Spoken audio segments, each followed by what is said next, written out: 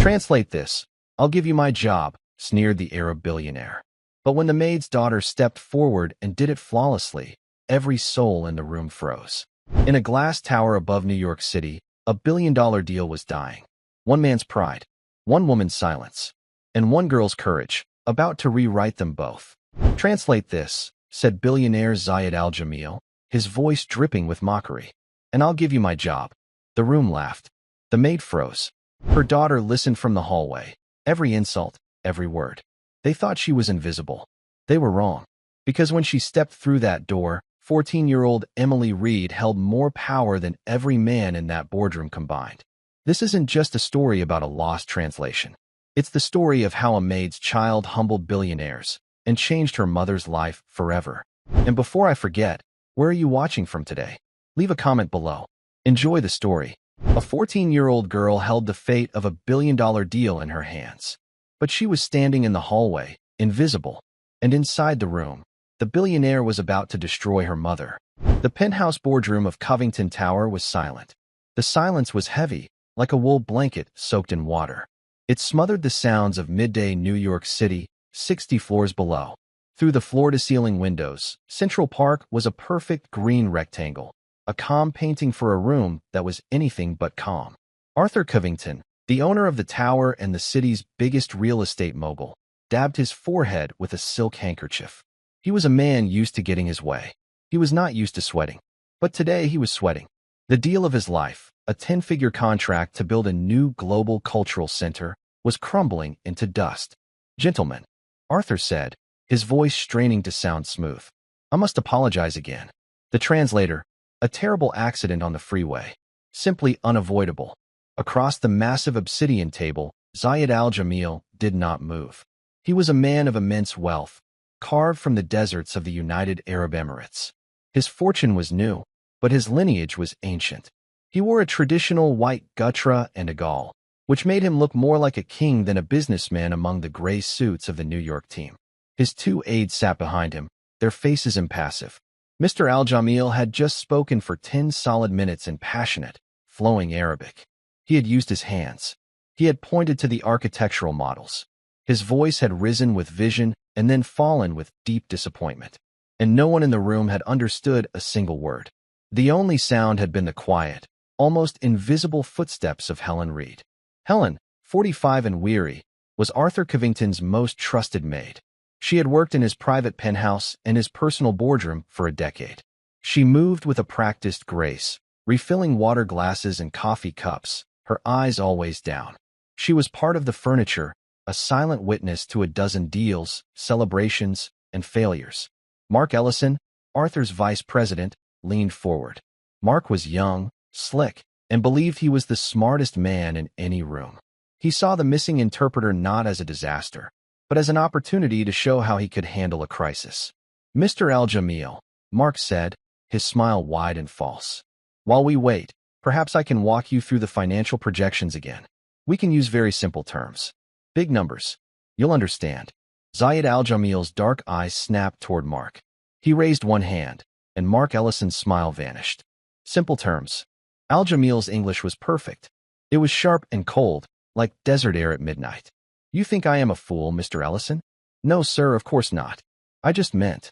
"You meant," Al-Jamil said, rising slowly to his full height, "that you are unprepared. You invite me across the world. You promise me a bridge between our cultures, and you cannot even provide a bridge for our words." He gestured to the models on the table. "This is not just about steel and glass. I spoke of legacy. I spoke of my grandfather, who built a school with his own hands. I spoke of art, of history, and you want to show me big numbers." He was angry. His frustration filled the room, pressing down on everyone. He started to pace, his white robes flowing behind him. "This is the problem with your people," he said, his voice rising. "You have no soul. You see a building, I see a story. You see a contract, I see a promise. And you see nothing." His eyes scanned the room, looking for a target for his frustration. He looked at Arthur Covington, sweating in his expensive suit. He looked at Mark Ellison, who now looked like a pale, frightened boy. And then his eyes landed on Helen Reed. She was standing by the coffee service, her hands perfectly still, holding a silver tray. She had been trying to leave the room, to become invisible again, but his tirade had frozen her in place. The billionaire stopped. A strange, cold smile touched his lips. "You," he said, pointing a long finger directly at Helen. Helen's blood ran cold. The entire room, the mogul, the VP, the two aides, all turned to look at her. She was suddenly, horribly visible. "Sir," she whispered. "You have been standing here," Al-Jamil said. "You have been listening. Perhaps you are the expert Mr. Covington has hidden from me. Perhaps you are the brilliant translator." Arthur Covington let out a choked sound. "Mr. Al-Jamil, please. That is Helen. She is staff." Mark Ellison saw his chance. The billionaire was making a joke. Mark could get back in his good graces. He burst into a loud, braying laugh. "That's a good one, sir." Mark chimed in, stepping forward. "Helen? Goodness, no? Helen just keeps the place tidy. Her expertise is in coffee, not contracts. She probably doesn't even have a high school diploma." The words hung in the air, brutal and sharp. Helen felt the blood rush to her face.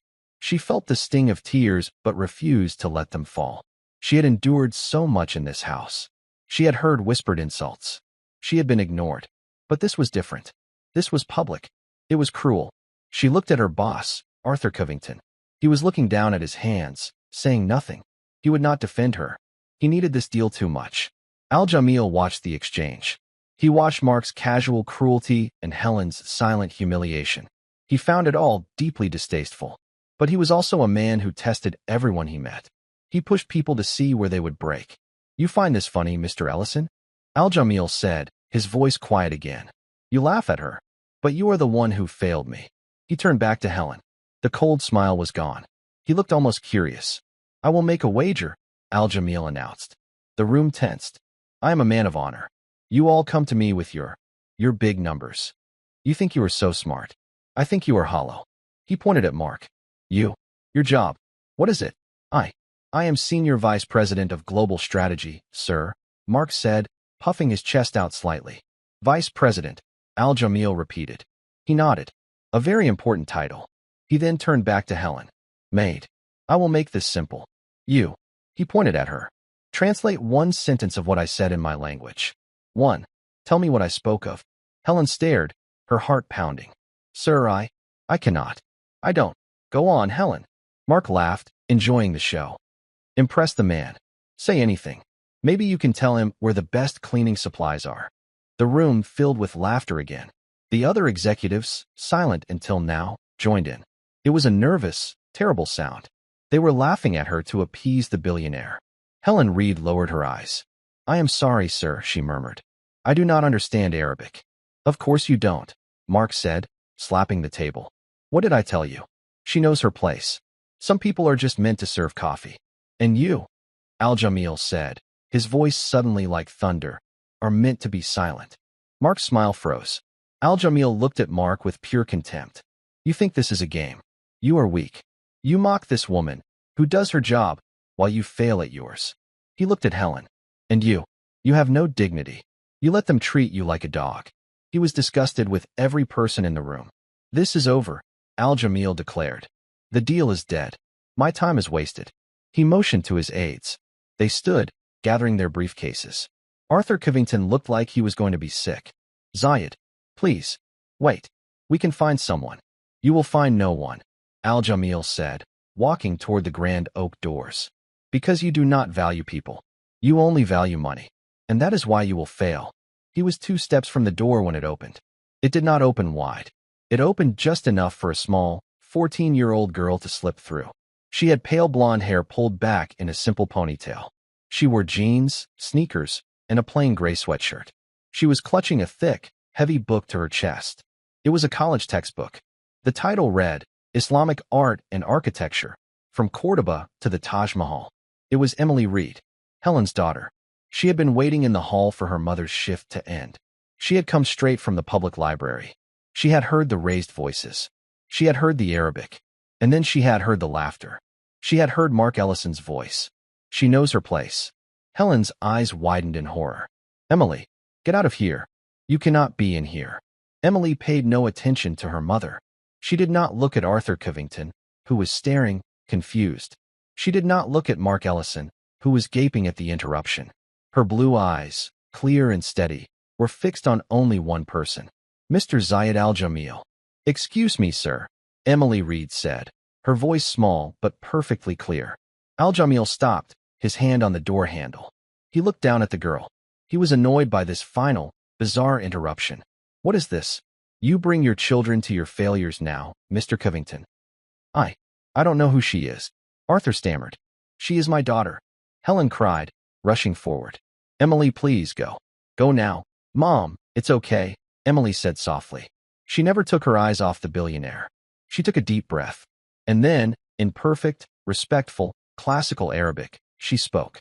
"Sir, you said that your grandfather built the Al-Rashid School in the desert with his own hands, not for profit, but because knowledge is the only oasis that never runs dry. You said that you did not come here to build a monument of glass, but to plant a seed, a story for your grandchildren and for theirs." The room went absolutely, deathly still. The only sound was the faint gasp from one of Al-Jamil's aides. Mr. Al-Jamil's hand dropped from the door. He turned slowly, fully, to face the 14-year-old girl. His dark eyes narrowed, not in anger, but in a profound, sharp, and total disbelief. Mark Ellison looked back and forth between the girl and the billionaire. What? What did she say? What's going on? Helen Reed stood frozen, her hands covering her mouth. She was looking at her daughter as if she had never seen her before in her life. Emily continued, her Arabic flawless, her tone respectful. "You also said," she continued, "that you were angry. Not because the interpreter was missing, but because their hearts were missing. You said they saw only numbers, but you see the legacy of your people. And you said you were disappointed that no one in this room, not even the man who wants your money, had the strength to be respectful." She paused, then switched back to perfect, unaccented English. "And then, sir," Emily said, looking at Mark Ellison, "you made a bet. You said that if my mother could translate one sentence, you would give her Mr. Ellison's job." She looked back at Al-Jamil. "I am not my mother, but I am her daughter, and I believe I have translated more than one sentence." She held his gaze. "I am here," Emily Reed said, "to help my mother collect her new position." Mark Ellison's face was a mess of purple and white. "What did you say?" he sputtered, looking at Helen. "What is this? What did you teach her?" Helen was trembling, her hands clasped so tightly her knuckles were white. "Emily, I told you to wait in the lobby. Please, go. This is not. You don't understand." "I understand, Mom," Emily said, her voice quiet but ringing with a strange new authority. "I understand they were laughing at you." "Security," Mark Ellison yelled, his voice cracking. He lunged forward and grabbed Emily's arm. "Get this brat out of here. This is a private meeting." "Hold." The word was not shouted. It was spoken with the force of a command that expected, and always received, instant obedience. Zayed Al-Jamil had not moved, but his presence suddenly filled the room. Mark Ellison froze, his hand still on Emily's arm. "Let go of the child," Al-Jamil said in English. His voice was dangerously soft. Mark released her arm as if it were burning. Zayed Al-Jamil walked slowly toward Emily. He was a tall man, and he loomed over her. But Emily, clutching her heavy textbook, did not step back. She held her ground. He studied her. He looked at her blonde hair, her simple clothes, and her clear, unafraid eyes. He was a man who could read people. He saw no trickery here. He saw something he could not explain. He switched back to Arabic. His tone was no longer angry. It was inquisitive, deeply curious. "Who are you, little one?" he asked. Emily replied instantly in the same formal Arabic. "My name is Emily Reed, sir. I am the daughter of Helen Reed. I came to walk my mother home." Mark Ellison looked wildly at Arthur Covington. "What are they saying? Arthur, do something." Arthur held up a hand to silence him. The deal was dead. Now, a 14-year-old girl was speaking fluent Arabic to the billionaire who had just killed it. Arthur Covington did not know what this was, but it was something. He would be quiet and watch. Al-Jamil's eyes narrowed slightly. "Your accent. It is clean. It is not from the television. It is not from a school. Where did you learn the language of my grandfather?" "From my great-grandfather, sir," Emily replied in Arabic. "Your great-grandfather?" "Yes, sir. Robert Miller. He was a soldier, and then a diplomat. He served with the British in North Africa during the war. After, he became a scholar. He said that to understand a people, you must understand their poets. He taught me. A flicker of recognition crossed Al-Jamil's face. Robert Miller? The one who wrote The Sands of Wisdom? Emily's eyes widened. You know his book? I read it at university, Al-Jamil said, a strange wonder in his voice. It is a book of great respect. He is your family. He was, Emily said, her voice catching for the first time. She touched the cover of the heavy textbook she was holding. This was his. He passed away 2 months ago. He left me his library. He said books were the only bridge that could never be burned. She looked up at him, and for a second, she was just a 14-year-old girl. I study every day, to honor him, to make him proud. Zayed Al-Jamil was silent for a long moment. He looked at the girl, and then at her mother, who was watching this exchange with a look of pure, terrified bewilderment. So you were in the hallway, Al-Jamil said, piecing it together. You heard my anger, and you understood it. Yes, sir, Emily said. I heard you speak of your grandfather. I heard you speak of legacy. And then you heard them laugh, he finished. Emily nodded. Yes, sir. I heard them mock my mother for not understanding. Helen Reed finally broke. Emily, stop, she whispered, tears streaming down her face. You'll get us fired.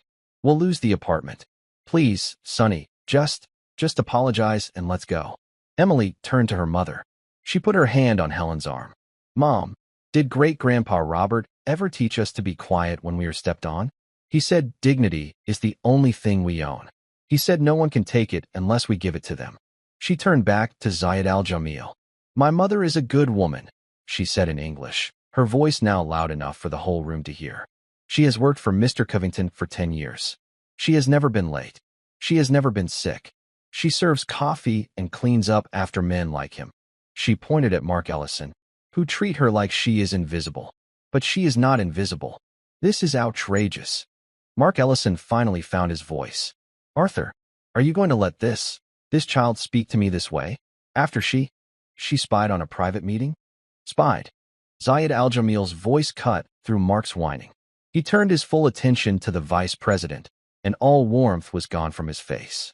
She did not spy, Mr. Ellison. She listened. Something you failed to do from the moment I arrived. He walked, with a slow, deliberate pace, until he was standing directly in front of Mark. You, he said, called this woman Helen. He looked at Helen, a brief, respectful nod. You said she knows her place. You laughed at her. You turned her service into a humiliation. In my country, to dishonor a person who is serving you is to dishonor your own house. He then turned to Arthur Covington.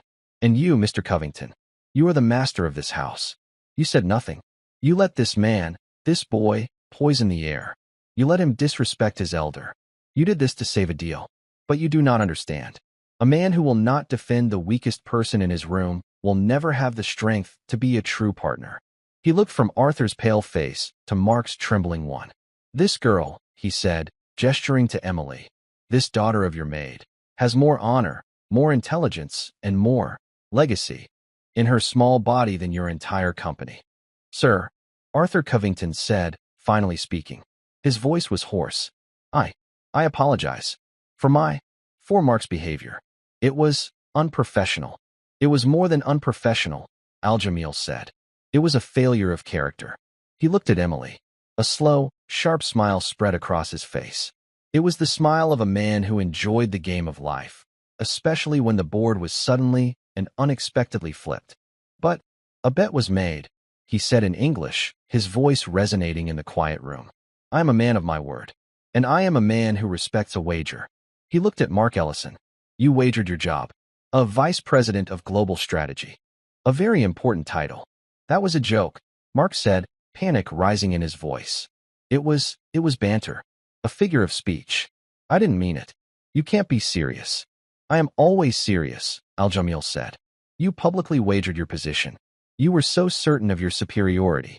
So certain that this woman, he gestured to Helen, was beneath you. You bet your entire career on her and her family's incompetence. But you, Mr. Ellison, were the incompetent one. You lost. Mark looked desperately at his boss. Arthur, tell him. This is crazy. You can't let him do this. I've worked for you for 8 years. You can't just fire me over a joke. Arthur Covington was a cold man, but he was a practical one. He looked at Mark, his eyes flat. He looked at the deal he had lost. Then he looked at Zayed al-Jamil, who was watching him, waiting. "A joke, Mark," Arthur said, his voice quiet.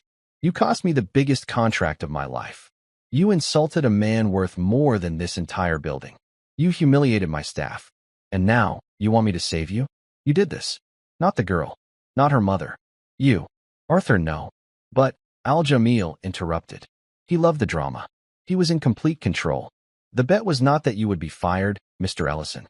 That is a small, sad thing. The bet was that you would give your job to her."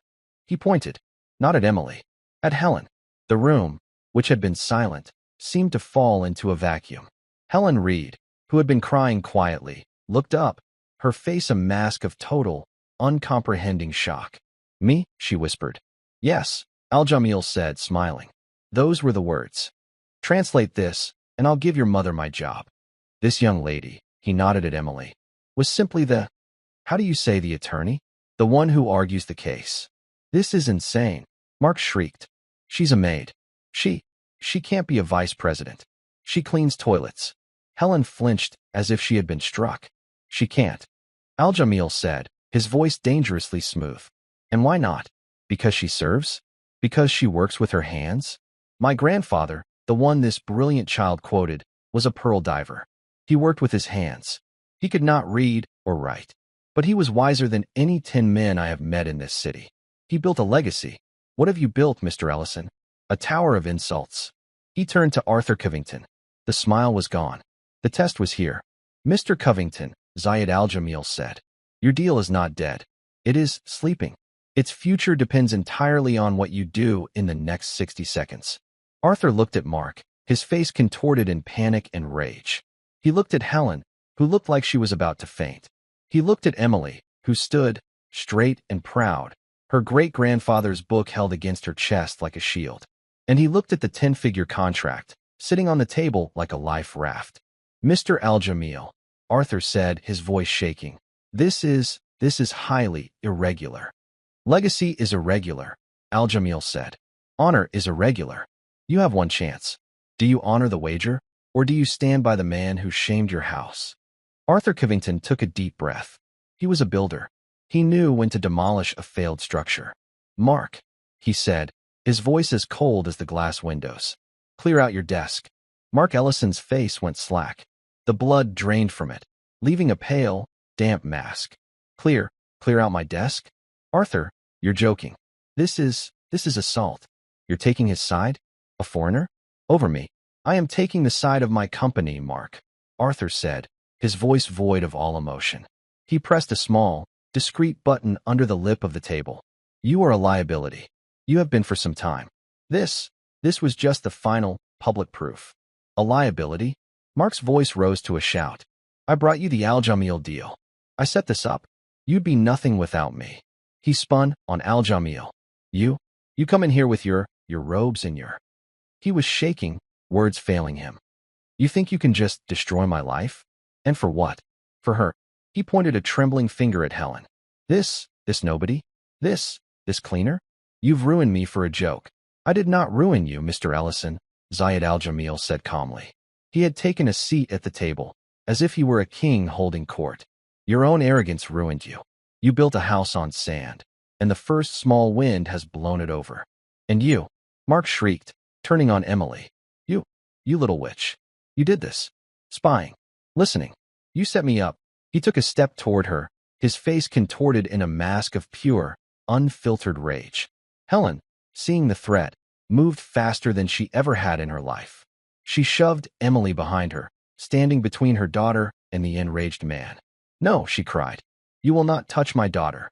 For the first time that day, Helen Reed's eyes flashed with a fire of her own. She was no longer a maid. She was a mother. Mark raised his hand, not to strike, but in a gesture of pure, sputtering fury. The boardroom doors opened. 2 large men in dark suits, Arthur's personal security, stepped inside. "Mark," Arthur said, his voice final. "It's over. These gentlemen will escort you to your office. You will pack your personal items. You will be out of this building in 10 minutes. You can't do this." Mark yelled. I'll sue you all. I'll tell the Post. You will do nothing," Arthur said. Your contract has a non-disparagement clause. If you say one word, you will forfeit your severance. Now go." The security guards took Mark firmly by each arm. He was a small man, and he deflated instantly, the fight gone. He was no longer a vice president. He was just a man who had lost his job. He looked small, pitiful. My things," he stammered, as they pulled him toward the door. "They will be mailed to you," Arthur said. They dragged him out. The heavy doors clicked shut, and the silence that returned was a new kind. It was not the heavy silence of tension. It was the empty, echoing silence of shock. Helen Reed was still standing, her arm protectively in front of Emily. She was breathing heavily. Arthur Covington sighed. He ran his hand over his face. He looked exhausted. He looked at Helen. "Helen, I. He didn't know what to say. You should sit down." Helen shook her head. "Mr. Covington, sir, I don't want that job." She spoke in a rush, the words tumbling out. "Please, Mr. Al-Jamil. It was a mistake. My daughter, she's just a child. She's bold. She reads too much. She didn't mean any disrespect. Please, I don't want his job. I don't want to be a vice president. I just want to clean. I want to go home. Please don't fire me." She was begging. After all of it, she was still terrified of losing the one thing she had. Emily looked at her mother, her heart breaking. "Mom, you don't have to beg. You didn't do anything wrong." "She is right," Zayed Al-Jamil said. He stood and walked to the window, looking out over the park. "Helen, you have nothing to apologize for." "But I don't want the job," Helen cried. It's not right. I can't do that."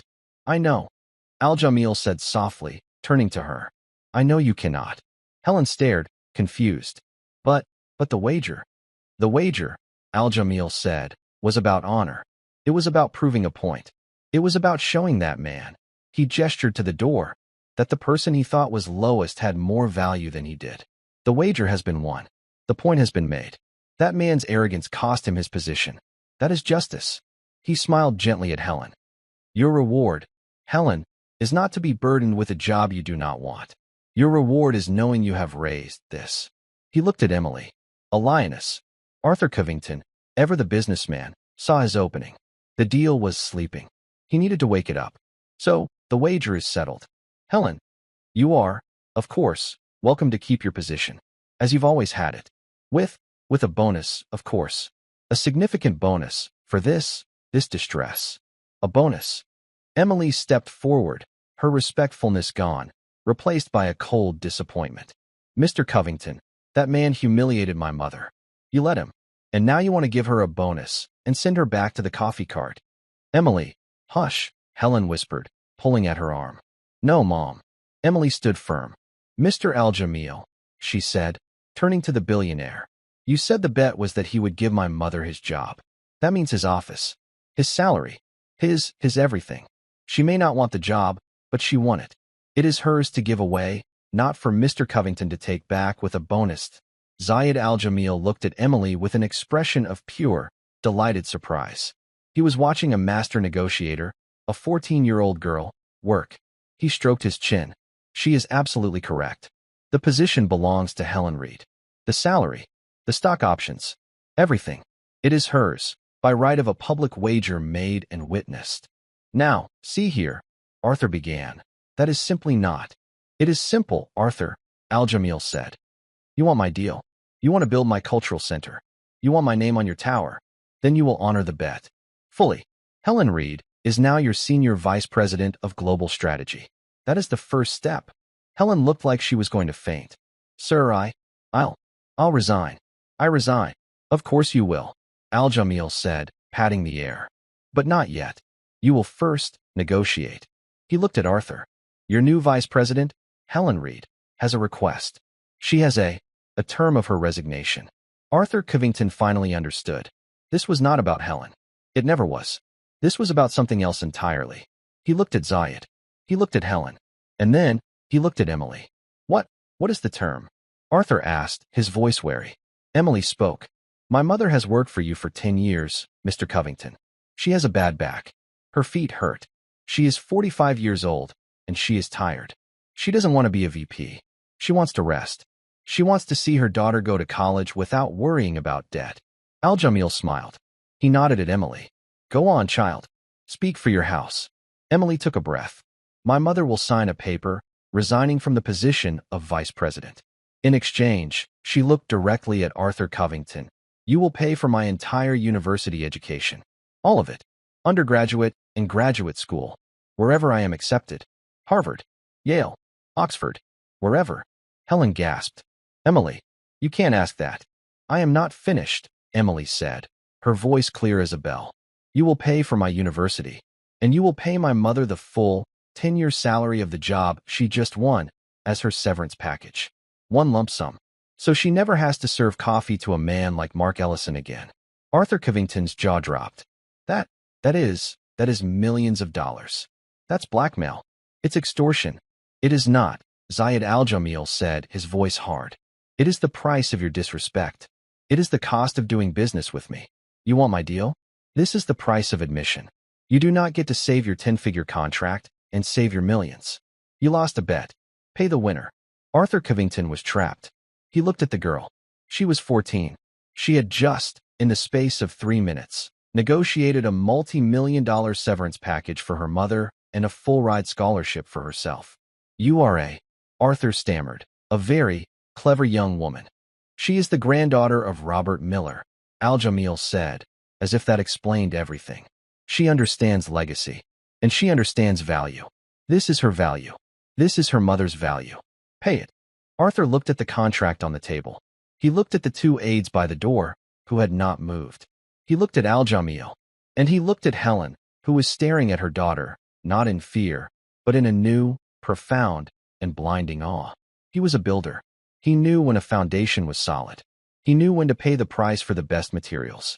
Done, Arthur Covington said, his voice hoarse. I'll have my lawyers draft the agreement. Helen, your resignation.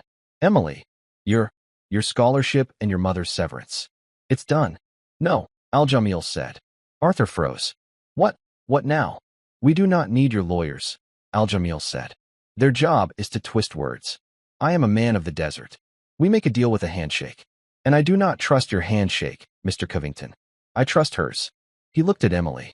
I have a condition of my own, Al-Jamil said. For the deal? For the cultural center. Anything, Zayed. Arthur said, desperate. My deal? Our partnership will have an overseer. A consultant. Someone who will ensure that the soul of the project is not lost.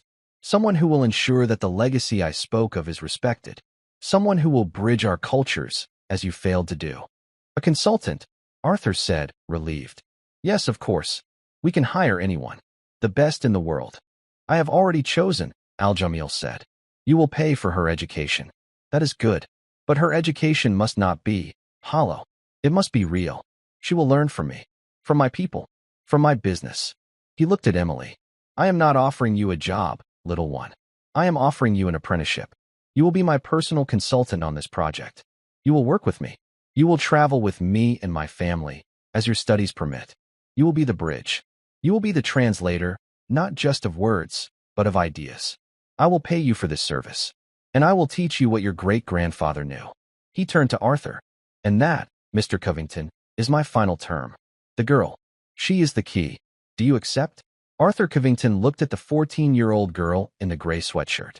She was the gatekeeper to the biggest deal of his life. Miss Reed, Arthur Covington said, his voice cracking. Do you accept? Emily looked at her mother. Helen, her face stained with tears, nodded. It was a nod of fear, of shock, but also of incredible, earth-shattering pride.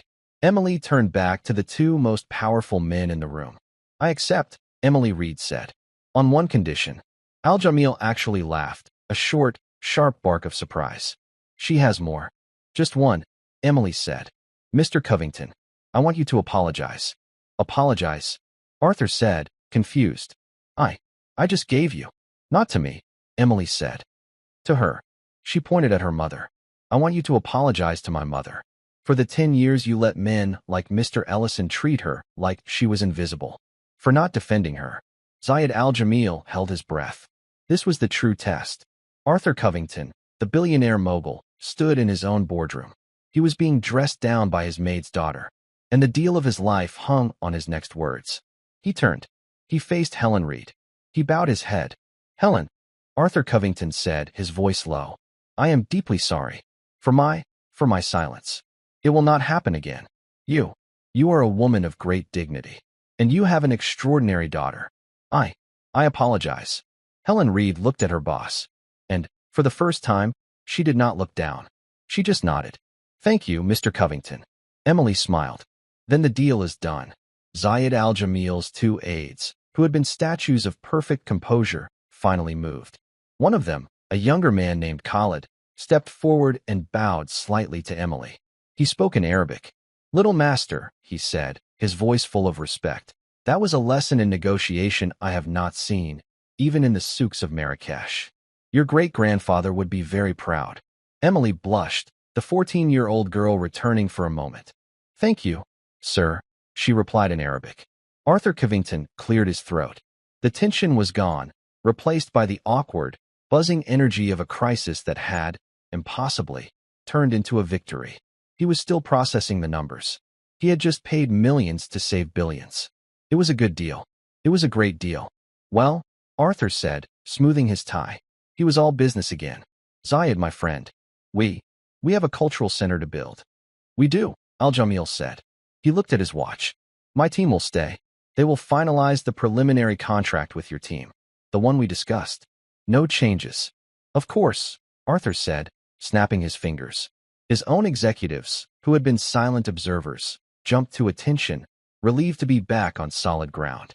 Gentlemen, please escort Mr. Al-Jamil's aides to the South Conference Room. Get them anything they need. The aides bowed to Al-Jamil and left, followed by Arthur's team. Soon, the room was empty, save for Arthur, Zayed, Helen, and Emily. Arthur looked at Helen. It was the first time he had ever truly looked at her. Helen, he said, his voice quiet. The paperwork for your severance and for Emily's scholarship fund will be drawn up by my personal accountant. It will be on your kitchen table by tomorrow morning. You have my word. Thank you, Mr. Covington, Helen said. She was still trembling, but her voice was steady. And Helen, Arthur added, you do not need to, finish your shift. You can go home. Now. Yes, sir. I know. She looked down at her simple uniform. The blue apron. The comfortable, worn-out black shoes. She had put this on at 5 o'clock this morning, her back already aching. She felt a sudden, powerful urge to tear it off. But she didn't. She just unfastened the apron, folded it slowly, and placed it on the coffee service cart. She was done. Good, Arthur said, nodding. He looked at Emily. Miss Reed. I will see you soon, I expect. You will, Mr. Covington, Emily said. Zayed, Arthur said, offering a hand. Al-Jamil took it. Arthur, you are a wise man. You bent. That is why you will not break. We will build a great thing. Thank you, Zayed. Arthur Covington, the mogul, nodded once to the former maid and her daughter, and then left the boardroom. He needed a drink. Now, only the 3 of them remained. Zayed, Helen, and Emily. The billionaire looked at Helen. He saw the shock. He saw the exhaustion. He saw the terror of a life that had just been completely rewritten. Helen, he said, his voice now gentle. It was the voice of a grandfather, not a tycoon. You have had a difficult day. Yes, sir, she whispered. You should not go home on the bus. The subway. It is not fitting. Sir, we are fine. We always. No, Al-Jamil said, with a quiet finality. Today is not always. Today is the first day. My personal car is downstairs. My driver, Rashid, will take you home. He turned to Emily. And you, young scholar. Your apprenticeship begins not tomorrow. It begins now. Sir, a consultant must have the tools of her trade, he said. He reached into his robes and pulled out a slim, expensive cell phone. This is for you. It is a direct line to my office. My assistant, Amira, will be in touch. She will arrange your travel documents. Emily looked at the phone. It was sleek and black and worth more than their rent for 6 months. I cannot accept this, sir, Emily said. It is not a gift, Al-Jamil said sternly. It is equipment. You are on my payroll now. I pay you to be available. I pay you to study hard. I pay you to continue to be the granddaughter of Robert Miller. Do you understand? Emily looked at him. She saw the test.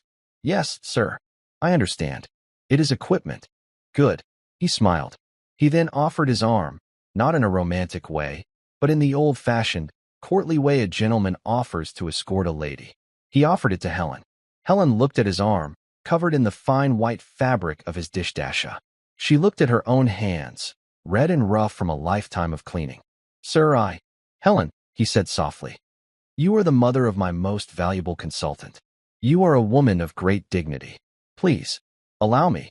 Slowly, her hand shaking, Helen Reed took the arm of the Arab billionaire. Zayed al-Jamil walked them out of the boardroom, past the shocked secretaries and the silent executives. He walked them to his private elevator. They descended 60 floors in total silence. When the doors opened, they were in the grand marble lobby. The doorman rushed to open the door. A long, black Rolls-Royce was waiting at the curb. Zayed did not let go of Helen's arm until he had personally handed her into the plush back seat. Emily slipped in beside her. Rashid, Al-Jamil said to his driver. Take them home. Safely. Yes, Sayyidi, the driver said. Zayed al-Jamil looked through the window at Emily. I will be in New York for 1 more week. I will see you before I leave. Study hard, young scholar. Yes, sir, Emily said. The heavy door shut with a solid, expensive thunk. The car pulled away from the curb, silent as a ghost. Helen and Emily sat in the back, surrounded by soft leather and polished wood. They drove through the streets of New York, but they were no longer on the streets. They were floating. They passed the bus stop where Helen usually waited, her feet aching in the rain or the snow. Helen looked at her daughter. Emily was holding the heavy art book in one hand and the new, sleek phone in the other. Emily, Helen whispered. Yes, Mom. Did that just happen? Emily looked at her mother, and a slow smile spread across her face. Yes, Mom. It just happened. Helen leaned her head back against the soft leather. She closed her eyes, and for the first in 10 years, she did not think about tomorrow's cleaning schedule. She did not think about the rent. She did not think about the ache in her back. She just rested. The ride took 40 minutes. It was 40 minutes of silence. It was the silence of a life ending and another beginning. The Rolls-Royce, long as a boat, looked absurd parked on their street in Queens. Neighbors peeked out from behind their curtains. The driver, Rashid, got out and opened the door for them, as if they were royalty. Ma'am, miss, he said with a nod. Helen and Emily walked up the 3 worn concrete steps to their apartment building. They walked down the hallway that always smelled faintly of bleach and old cooking. Helen put her key in the lock. The lock was sticky. It had always been sticky. She turned it, and the door opened with its familiar squeak. They were home. The apartment was small. It was 2 rooms. It was clean. Helen had always kept it perfectly clean, but it was worn. The sofa was threadbare on the arms. The rug was faded. On the small kitchen table, there was a stack of envelopes. Bills. The electric bill. The gas bill. Helen walked in and stood in the middle of the small living room. She was still Helen Reed. This was still her apartment. But everything was different. She looked at the coffee pot on the kitchen counter. It was an old drip machine. She had it set to go off at 4:45 a.m. every morning. She walked over to it. She looked at it for a long time. Then, she reached out and unplugged it from the wall. She turned to Emily, who had been watching her. A single tear traced a line down Helen's cheek. It was not a tear of sadness. It was a tear of release. I don't have to make coffee tomorrow, she whispered. No, Mom. You don't, Emily said, her own voice thick. Helen sat down on the old sofa. She didn't just sit. She collapsed. The weight of 10 years, of 20 years, of a lifetime of hard work, settled on her. My own boss, she said, staring at the wall. He apologized to me. He should have, Emily said again, sitting beside her. And you? Helen said, turning to her. She cupped her daughter's face in her hands. You, my little girl. My 14-year-old lioness. Where did you? How did you learn to do that? Emily leaned into her mother's touch. I listened to great-grandpa Robert. He always said, I know. Helen smiled through her tears. Dignity is the only thing we own. She had heard her father-in-law say it 1,000 times. She had never known her husband. He was a soldier, like his grandfather, and he had died before Emily was born. Robert Miller, the war veteran, the scholar, had stepped in.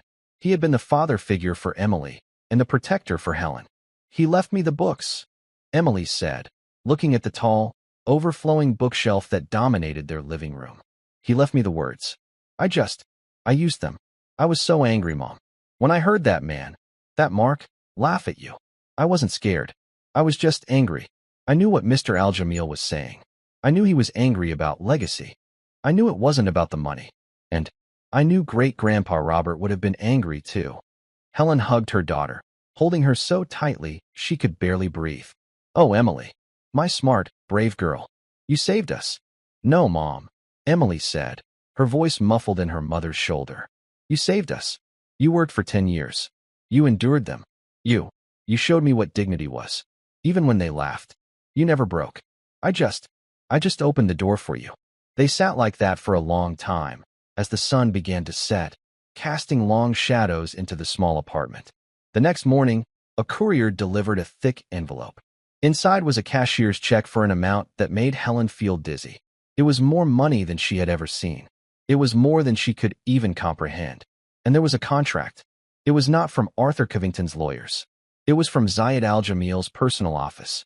It was a trust set up for Emily's education. It was ironclad. And there was a simple, handwritten note on thick, cream-colored paper. Helen, rest. Your work is done. Let her work begin. CA. 1 month later, Mark Ellison sat in the sterile lobby of a competing real estate firm. He was waiting for an interview for a junior analyst position. The hiring manager came out. He looked at the resume. He looked at Mark. Mark Ellison, the manager said. You worked for Arthur Covington. Yes, sir, Mark said, trying to summon his old, slick confidence. I was senior vice president. I sourced the Al-Jamil deal. It was funny, the manager said, his face unsmiling. I heard a different story. I heard a 14-year-old girl sourced that deal. I heard she got you fired for making fun of her mother. The story had become legend. It was the talk of every boardroom in New York. Mark's face turned red. That's a lie. It's a distortion. Is it? The manager said. We value respect. Here, Mr. Ellison. We can't have people on our team who are liabilities. I'm sorry. The position has been filled. Mark sat, stunned. He watched the manager walk away. He was not just unemployed. He was a punchline. He was irrelevant. 2 months later, the penthouse boardroom at Covington Tower was set for another meeting. Arthur Covington sat at the head of the table. Zayed Al-Jamil sat at his right hand. The room was filled with architects and engineers, looking at new models. The south entrance, Arthur said. Zayed, I think we should use Italian marble. A moment, Al-Jamil said. He looked to the end of the table. Miss Reed, what does our consultant think?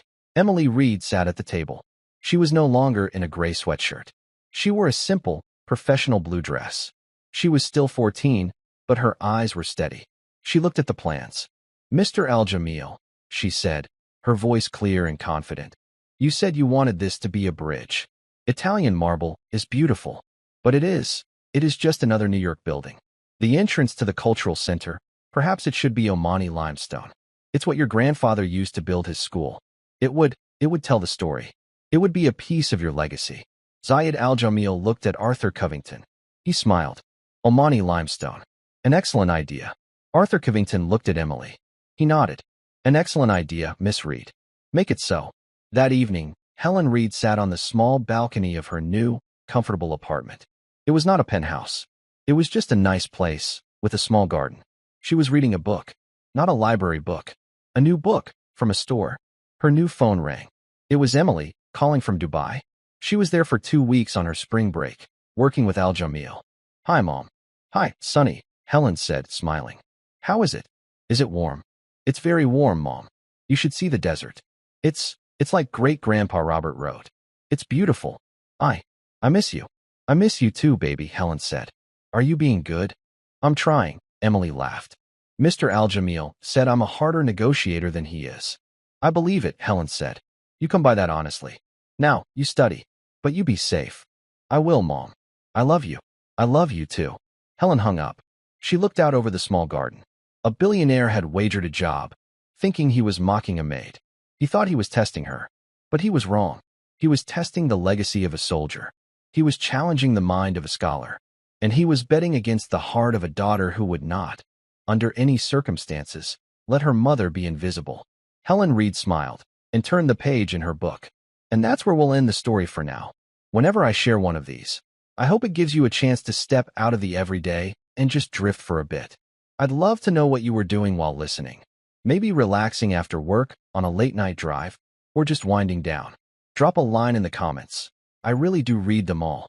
And if you want to make sure we cross paths again, hitting like and subscribing makes a huge difference. We are always trying to improve our stories, so feel free to also drop your feedback in the comment section below. Thanks for spending this time with me.